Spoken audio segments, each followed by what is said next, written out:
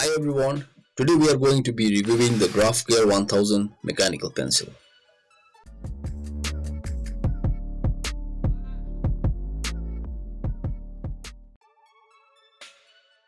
This pencil is a favorite among professionals in various fields such as drawing, drafting and architecture due to its durability and precision. I have been using this pencil for last 3 days and you can definitely feel the premiumness once you hold it. Now let's talk about the design of the GraphGear 1000. It has a metallic grip that is comfortable to hold and helps with stability while writing.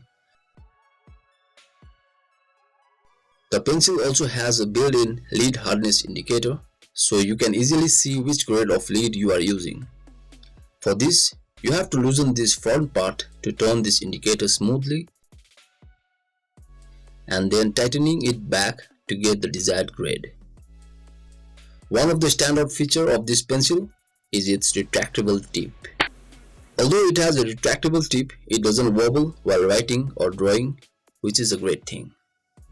I really like this feature on this pencil.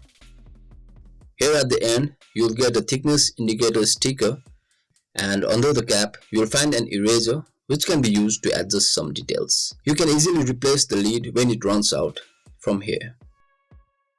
Now let me compare this pencil with the Graph 1000 for Pro, which is my go-to pencil. I have made a detailed review video of this pencil which you can check out on my channel. I will put the link in the description. So as you can see, both this pencil has the same length and a good weight balance. But I somehow find GraphGear 1000 heavy in my hands and I was not comfortable to use it for longer period of time. Let me show you the weight difference of these pencils. So this is Faber-Castell wooden pencil. So 4 pencils weighs around 19 grams. Now let's weigh the GraphGear 1000. It's 20 grams. Compared to Graph 1000 for Pro, which is just 11 grams. Let me put this Sakura mechanical pencil. So you can see GraphGear 1000 is heavier than both of these pencils combined. In conclusion, both the Pentel Graph 1000 for Pro and the GraphGear 1000 are high quality mechanical pencils designed for professionals. They have some key differences in terms of pencil tip design, eraser design and grip design. Ultimately, the decision between these two pencils will come down to personal preference and what features are most important to you. As for me, I will stick with my Black Mamba.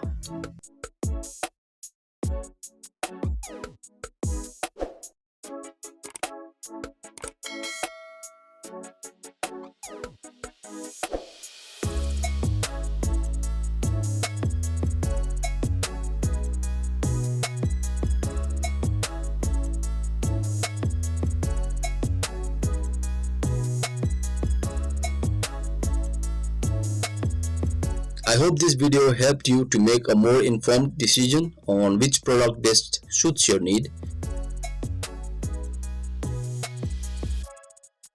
Both this pencil is of same price range, around 1K here in India.